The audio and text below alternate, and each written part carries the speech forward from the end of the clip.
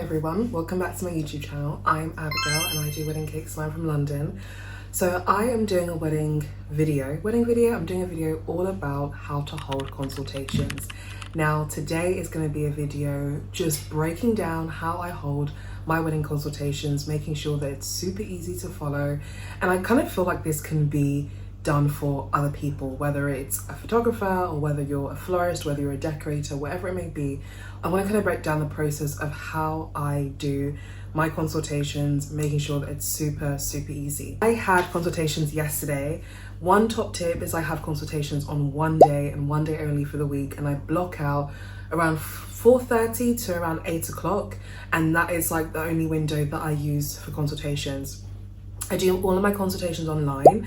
I used to, there was one time I tried to do it in person and I got the dates, well, we kind of had a date mismatch and I was meeting her at South Bank. I'm in North London, South Bank's in Central London, and it was just a nightmare. So I was like, yep, we're only ever gonna do online now. So I use Google Meet. I use like the Google Suite package and it's just super easy. It goes into my calendar and everything like that. So three things I use actually. I have all of my notes, like my template on Notion. I'm a Notion addict, so I have everything on Notion. I have everything that I'm typing up on Dubsado, and then also I use Google Meet to kind of book everything. So Google Meet or Google and Dubsado speak to each other. Dubsado is like a CRM system and I've used it. This is going to be my third year. It is worth every single penny. It's worth every penny. I think it's only worth if you have volume, if you're getting through inquiries. For me, I couldn't keep up with inquiries, and I couldn't keep up with the little different bits of what was happening with each and every client, especially when you're speaking to multiple people at once. Even if you're speaking to 10 people at once that are getting married in 3 months, it can be very overwhelming. So I wanted to make sure that Dubsado was easy for me to set up and use. I didn't set it up myself. I had a VA do that, and I'd be more than happy to do a video about Dubsado if you wanted me to. So please do let me know down below in the comments if you wanted me to do a video all about Dubsado. Now, consultation. So whenever I'm having a consultation, it is so important for me to get as many bits and as much information I needed for the wedding. Now, of course, this is also a great point for them to meet you, but the amount of times I've come on consultations and people have said, oh my days, I can't believe like I see you like almost every day on my phone, or you're exactly the same, or they already have that rapport already. I'd be also more than happy to do a video about like the client journey of things, but by the time they're speaking to me, it's not like, oh my days, wait, is this her? They already know me, they already know how I sound, they already know my personality, and so it's really super easy to be able to kind of speak to them in that way. So with that being said, I use consultations to get my information that I need, and also for them to see my personality and also to prove myself.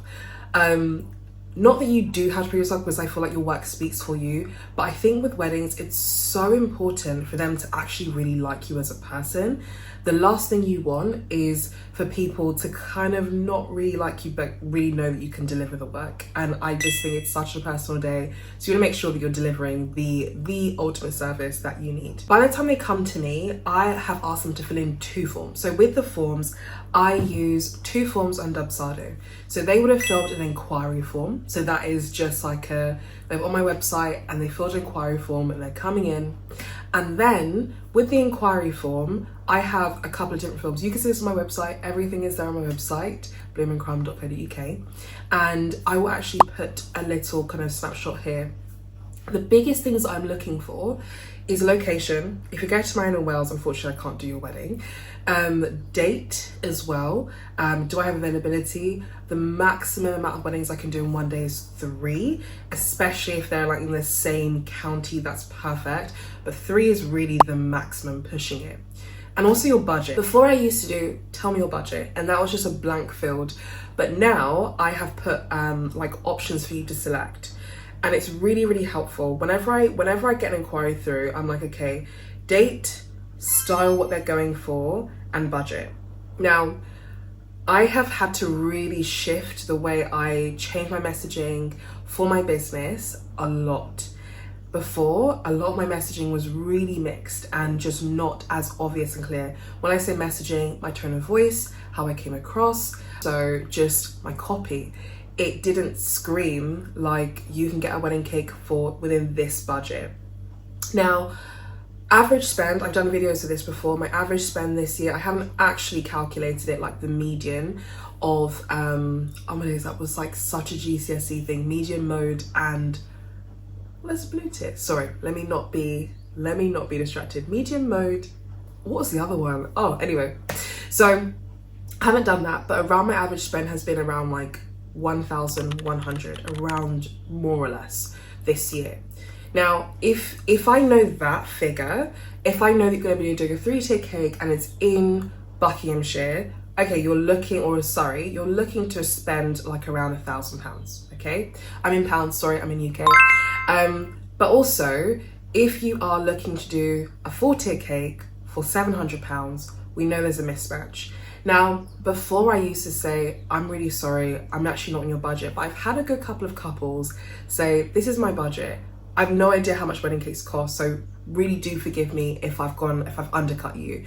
And that's absolutely fine, because I do find that that is the case, that people don't know how much to spend. But there is kind of like a pattern. If you're getting married, again, and this is also like another like wedding business video, which I can do later on, but just a quick note, if you're getting married in a certain venue, you have a certain photographer and you have a certain caterer, really it's going to be very difficult for you to undersell. Some people have done this in the past, so they've got incredible photographers and their cake is from Lola's. Lola's Cupcakes is equivalent to like, I don't want to say Walmart because it's not Walmart, but just like I don't even want to say basic bakery, but it is a chain bakery over in the UK. Now, I really want to be able to see, kind of get inside the wedding in the pre-consultation form. Now that's step 2. In pre-consultation form, they book a caller with me and then that automatically sends them a pre-consultation form. At this point, I'm finding out their florist, I'm finding out their caterer, I'm finding out their photographer, because all of these people impact me and the cake, right? I'm finding out timings, I'm finding out Pinterest boards, things like that will be really, really helpful for me. So by the time that we get onto a call, you're basically just meeting me and we're just kind of talking through the pre-consultation form. I hope that makes sense.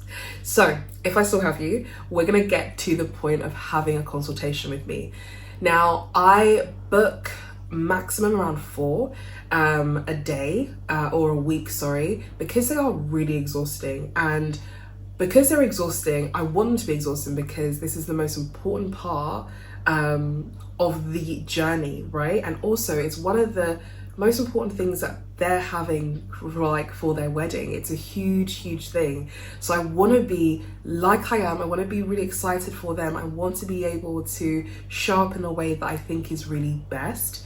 But also it's exhausting because after I send them over an invoice, I send them a contract, and I send them a mood board. So everything comes at once. So not only am I having to write up the notes at the same time, speak to them, but also I'm sending them all of the content that I said, or documents that I said I was going to send as well. So I can't do more than 5. I used to do that back in the day and I'm like, this is too much, because on the Wednesday, that's when I'm sending everything forward. And also I do have weddings that I still need to do. So today's a Wednesday, for example, and I need to do 2 invoices, 2 mood boards. I kind of do the mood boards straight after, and it's just really helpful for me to kind of churn it out straight away.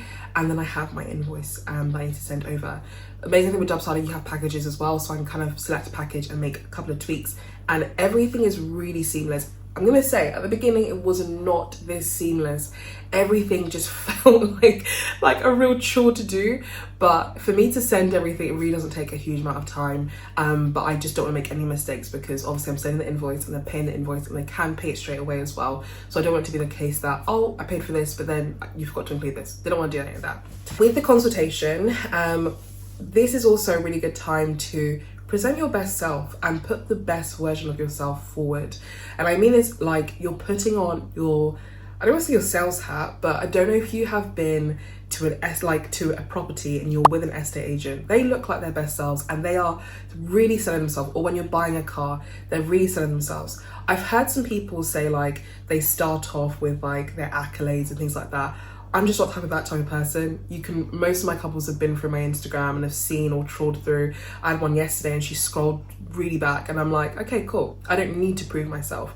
You know that I've already kind of, I can do what you want to do. Now, I should say, I don't actually take consultations with everyone. Again, the consultation form is not the pre-consultation form, the inquiry form is like the vetting of everything. I don't take a consultation with everyone just because that would be impossible. And also, I'm not everyone's ideal client, and also I'm not everyone's ideal baker. So that would be the case that I don't say yes to everyone and everything. Now, when we're on the call, I have 2 screens and it's just super helpful. I have the notes that I'm doing. So I have like my template. That's all of my questions that I want to go through. And this is also a really good point to make it fun, make it engaging. There's a couple of things that I do to make sure that it is so. I always ask about their engagement story. I think that's so precious. I've heard some incredible stories. One being, I asked this lady, oh, how did you guys get engaged? She was like, oh, we got engaged in Egypt. I'm like, that's amazing. How did you guys do it? And she was like, he hired out a pyramid. And I was like, what? Like, he hired out a pyramid. So he had some connections and they're able to shut off one of the pyramids. I've had 2, like under the Northern Lights, like being, I don't say dragged, by being pulled by dogs. Like it just seems so beautiful. So I think that's just a really fun time. It's also a time for the person that proposed to also kind of come out and say, this is what I've done, because you also want to involve 2 people if you can, because sometimes it can be like the one person that's planning everything, but this is also the time for the other person to be like, okay, this is actually what I have done, this is what we did, and this is what's really important to us. At the beginning part, I'm going through what's really important to them. So I'm asking them favorite desserts, color schemes, like really just quick fire questions that I've done. And I think, like, I always try and lay down before we start talking, we're just talking about cake. If you're the decorator, we're just talking about decor. If you're the photographer, we're just talking about the photography. I don't want to add stress. I always say I'm not gonna add stress, because before I say that statement, I always ask, how's wedding planning going? And they're like, it's really stressful. Like by the time they get to me, they're finished. Like they are absolutely finished. So we've gone through a couple of quick fire questions. I'm trying to get into their head of, okay, do you want something minimal? Do you want something simple? Do you want a cake topper or no cake topper? These are always really, really, really quick. I've got like a list of like 10 really, really quick fire. If you're a florist, okay, do you prefer big luxury or do you prefer like small minimal? Do you prefer color or very, very minimal color? Do you want to match the season or not match the season? Like really quick, because the things that are sitting on the top of their mind are things that they actually really kind of want, instead of them having to really overthink about everything. Now, we have done the quick fire section and then we're going to move on to the middle. That's where we're going to move on to like, okay, what do you actually want? Tell me what you want. Because even if you send a Pinterest board, I love scrolling through the Pinterest boards, and at the bottom they're like, I've just got engaged, like just gonna pin everything. And in the middle they're like, oh, okay, let's kind of rethink the color theme. And at the top it's like, okay, this is what I actually really want now. So even if they've done that, you will still have a golden thread. You'll still have this cake appeared here, this flat, this always appeared here throughout the entire thing. So you want to make sure that it's cohesive and exactly like what they actually, the part of getting inside the cake. Again, I'm a cake maker, but you may want to get into if you're a photographer or a florist, okay, what shots do you really want? Okay, what flowers would you really, really like? Who do we need to include? Do you have bridesmaids? These little things. For me, it's like, okay, what do you want your flavors to be? How many people do you want to feed? I always recommend, for example, feeding only 75% of your guests. So at this point, I'm kind of breaking down things. After this, I share my screen so you can see the flavors that I do. We also share our screens if you have any different cool ideas you want to say. I keep it very, very open. So you can share your screen, you can share my screen. I should say, like, average time of a wedding consultation is around 40 minutes. If we are really vibing, really getting along and they have no clue, it's an hour. But if it's also really like quick to the point, it is around 20 minutes or 15 minutes sometimes. And also, if it's the case, I have had to say, okay, I actually can't help you. I've had so many consultations, and that's probably like once. I had a couple that got onto the call. I shared them a good couple of examples. Okay, would you like something like this? And these were my cakes. I try and leave them from my cakes. When I didn't have a lot of cakes to show off, then I would just do it off Pinterest. But a lot of my cakes, because I've got my style and you've also seen my work, and they just absolutely slated my work. Every single cake, no offense, but, and then I was just like, okay, I'm gonna be honest, I don't think I can help you. Your budget's not matching, and also the cakes that you want are the cakes that you don't want are the cakes that I offer. So I think you'll be better suited with another cake maker. I have no problem with saying that, because if they're very difficult to work with at the beginning and they have, they don't have the kind of ability to filter, it's going to be very, very difficult to work with those type of people for 9 months. So I was just like, I don't think we can do this. It's about business, right? You win some and you really do lose some. Not every client is going to convert. Not every client is going to be your ideal client, and also not every client that you don't think is your ideal client will not convert. I've had that so much this year where I'm like, they're not going to book me. I literally am like, bye, end the call, they're not going to book me, absolutely not going to book me. And then they're like, I go, we're happy to go ahead, can you just send over, can you just tweak this? And then boom, like they've paid. And I'm like, what? I was so confused. But it is the case that people do book at times, and it is a real blessing when that happens. But you really do win some and you do lose some. I'm yet to work out my conversion rates for this year, but not every client that I have, and not every couple I have a consultation with does end up booking me. So a little heads up. A little heads up. 1 second, coffee break. That is nice and lukewarm now. It's worth it. So once we've gotten through like the nitty gritty of what it is, then we're moving on to logistics, things that I need to know about. When is the absolute maximum that I have to sell the cake by? Because especially if I have other events in that day, I need to know, okay, can I take on another wedding? Can I take on another wedding after? At specific venues, I know, if you're getting married at Ashridge House, for example, you're probably gonna have a 6 p.m. setup. So, okay, I can do 2 weddings in that morning section. So I wanna make sure that I'm able to kind of navigate like how to work around people's weddings sometimes, because if I'm traveling really far out of London and that's the entire day, I can't take on any other work. So that's also something that you want to be aware of. Okay, so at the end, I always ask 3 really important questions. I ask them to finish off the 2 sentences. The most important thing about my wedding cake is, and they fill in the blank. It's really funny. The one person always says the taste, one person always says the look. Always.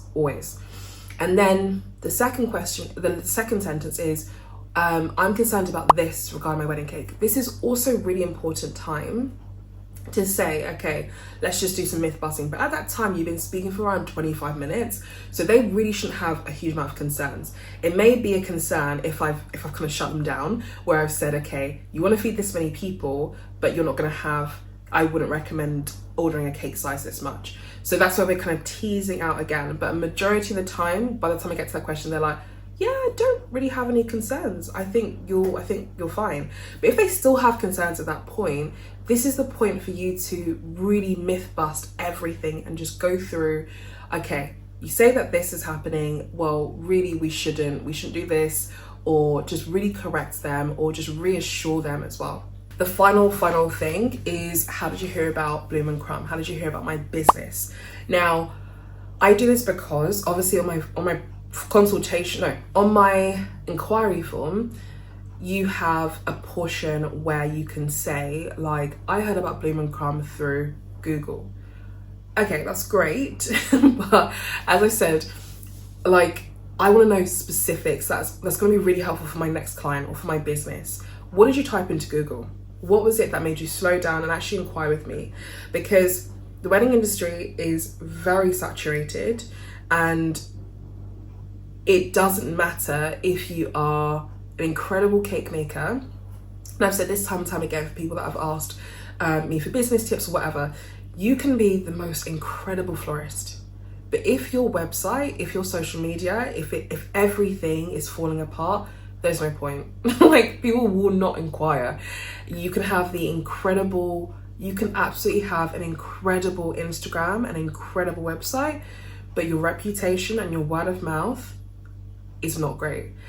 Everything has to work in tandem. So it's really helpful for me to say, like, I had a bride, oh, you actually did my friend's wedding cake, and then old flatmate was the florist at my friend's wedding, and they both spoke high of you. And then the photographer that I have also really spoke high of you. It all works in tandem. I had a couple yesterday, 2 people. How did they find me? So one person found me through a recommended supply list, which is fantastic. Like 20% I think this year came from recommended supplies list. My other couple found me through Google, and they were doing a Google search.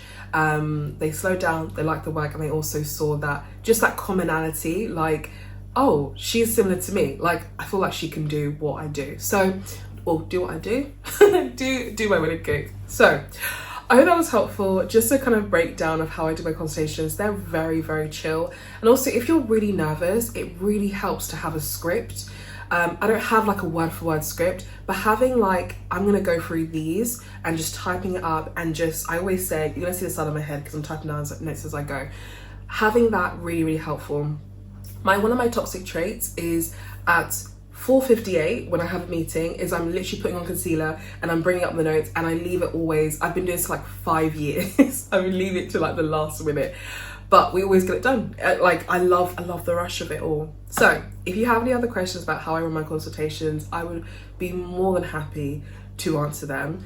And I hope this was helpful, whether you're a florist, DJ, makeup artist, hairstylist, or a cake maker, a fellow cake maker like me. And I really hope that this was helpful, that you would be able to win your clients all the more. And I will speak to you guys soon. Bye.